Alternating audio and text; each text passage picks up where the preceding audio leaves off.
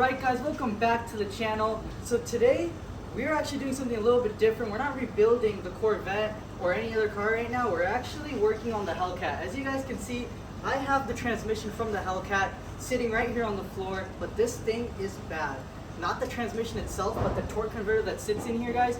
I posted on TikTok when we actually found out that this car was having major issues. Things were making a lot of weird noises. I'll play those sounds right now.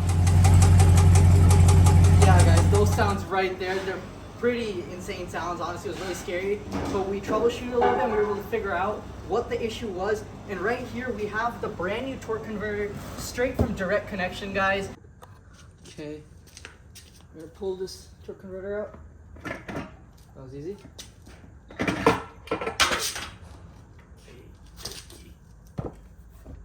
Set that boy right there. Okay. Examining the fluid, the bearings, the splines, all that stuff looks good. Everything in here looks good too.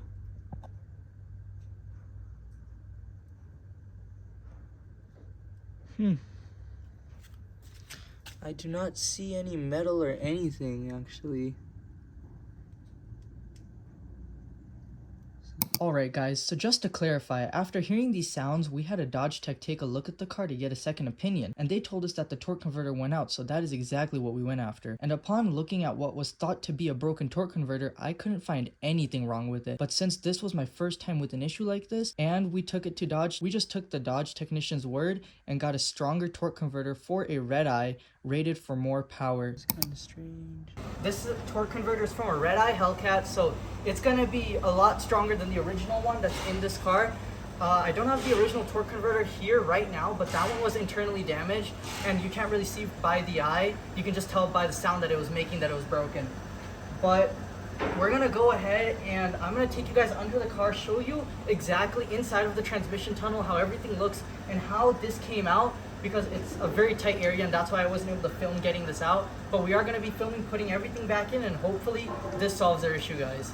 Alright guys, so we are under the Hellcat right now.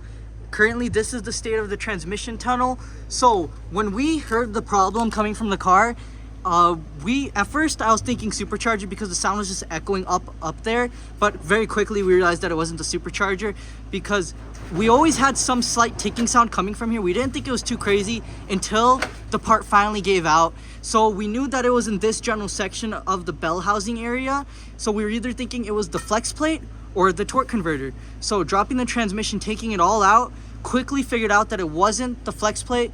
Took the torque converter, found out that it was the torque converter that was bad, and we had a professional torque converter expert from Dodge also look at it, and he was able to quickly tell us that that was bad. So right here is pretty easy to take it apart, guys. I started off by getting all the bolts at the top, guys, and if you look closely, you can see a bolt there and there. Those ones were such a pain to get out, guys. Took me like maybe an hour on each side, and then those ones also right there, also slightly hard to get out, but we did finally get them out, and then the rest of them were pretty smooth sailing. And then there's like a little window in the transmission in this area right here. You take that little window off and you can see the flex plate bolts, and there's 6 of them. So the way it's gonna be laid out here is there's gonna be 1 and 2 right there, and then you're gonna have to manually turn over the engine from the main engine pulley, and then it'll reveal the other 2 bolts and the other 2 that will come around. So basically you can see 1, 2, 3, 4, 5, 6 up there. Those ones will come around, and then you get those out, and then you go ahead and you just unclip a bunch of wires. You take out the main connector in the transmission, and you can go ahead and let those things dangle. There's a main plug here. You're just gonna plug that back in once the transmission comes back up. This is just a little rubber plug right here. And then right here is your main shifter cable. You just go ahead you just pop that off with like a retainer remover clip thing. And then there's just 2 12mm bolting into the side of the transmission. Comes out super easily. These lines are super easy to take out. There's just a locking pin around them. You take it out and they slide right out. The drive shaft, this is an upgraded drive shaft, but it's the same scenario. You go ahead and you get the bolts that you have access to, and then you put the car in neutral and you just turn it over and then put it in park with the e-brake on, so the wheels, so this doesn't spin. You break them free and just go around doing that.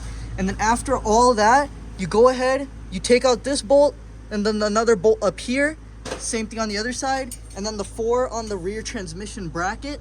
And once you do all that, guys, have the transmission jack ready under the transmission when you're taking out those final bolts for the back bracket and the 4 up here. And then you go ahead, just push the transmission back just a little bit and you drop it. It took about 10 hours to do when we took it out, but hopefully we can do it a lot faster now that we've done it, and we can put it back in extremely quickly. But yeah, it's just a lot of work, but everything seems to happen in a orderly way. There's just a lot of thread locker on a lot of these bolts, which we have to put back on. That makes it extremely difficult to take them off, but we have to do it that same way. But let's just go ahead. I'm going to show you guys all the screws that came off in this procedure, and then we're going to go ahead and try reversing it all and putting it all back in the car. Guys, so right here's the main gasket that goes between the engine and the transmission. But here's all the bolts, guys. This green thread locker, I don't know who put this thread locker on this aftermarket drive shaft, but they put such a thick coat on this, guys. These were super hard to take off. These are the rings that are going to be around the transmission lines, and then every other bolt just around this area, guys. So super self-explanatory, I guess. It's just a lot of work.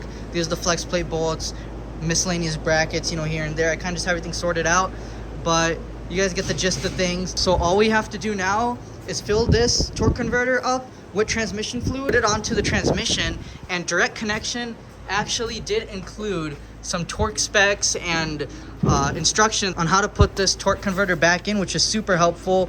They tell you the measurements of how far the torque converter should be into the transmission, so you can make sure it's in the right spot, so there's no gap in between your transmission, because that's not good. They tell you like to oil up the seals and everything, and like little things, even colored pictures, which is super amazing. So this is super helpful, and I'm really glad this is included, guys. But yeah, it's a whole lot of work just to replace the torque converter, because a lot of stuff has to come out for it. But I'm really happy to get this in so this car can be ripping the streets again. So let's just go ahead, not waste any time, get this back in the car.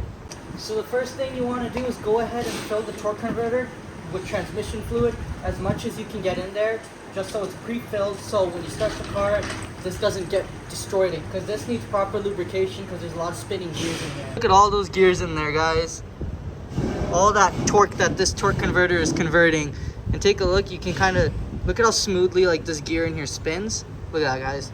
Our old torque converter did not spin the gear like that. It was completely destroyed. Just too much power, and that old one was, I guess, too weak, and too much power just destroyed this one.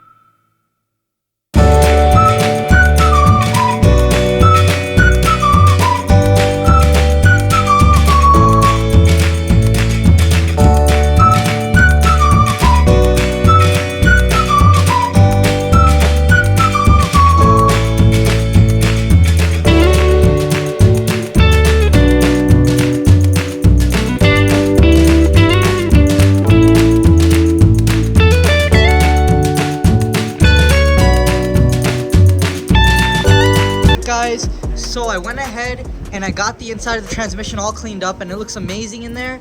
I went ahead and I put transmission fluid on the seal and some of the gears right here, just got all the fluid in there.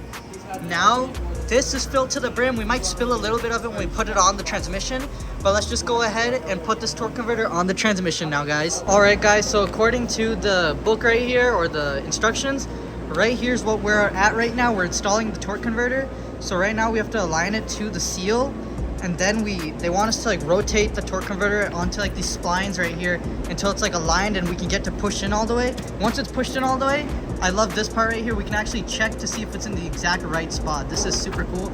So let's just go ahead and put it on and check it, and hopefully we're all good to go. I just put the little towel here in case it makes a mess. It might make a little bit of a mess, but that's okay. You got it? Yeah. Wait, I have an idea. Just go. Turn it. There she is. More. This was a good call. Guys, it took so much work to get this transmission seated in place. Line up the spline, bro. Dude, let's go. Guys, we were struggling with this for like 30 minutes and it just popped in place. It's not leaking. It's the excess that fell when we put it on. Guys, oh, this feels so much better. My other one didn't feel like that, guys. Guys, that's nice and tight, not loose like the old one. It's tight. Oh gosh. Okay, this is ready to be slapped in now. We don't even need to measure it because I can tell it's in. I can tell. But we should measure it just in case. So get the straight edge. Perfect. Guys, so we don't have a lift. So this is gonna be a very sketchy way of doing it. But we're gonna jack up the car from the subframe with 3 pieces of wood. This car's gonna go really high on the front end. But then we're also gonna put wood on jack stands to raise the height of the jack stand.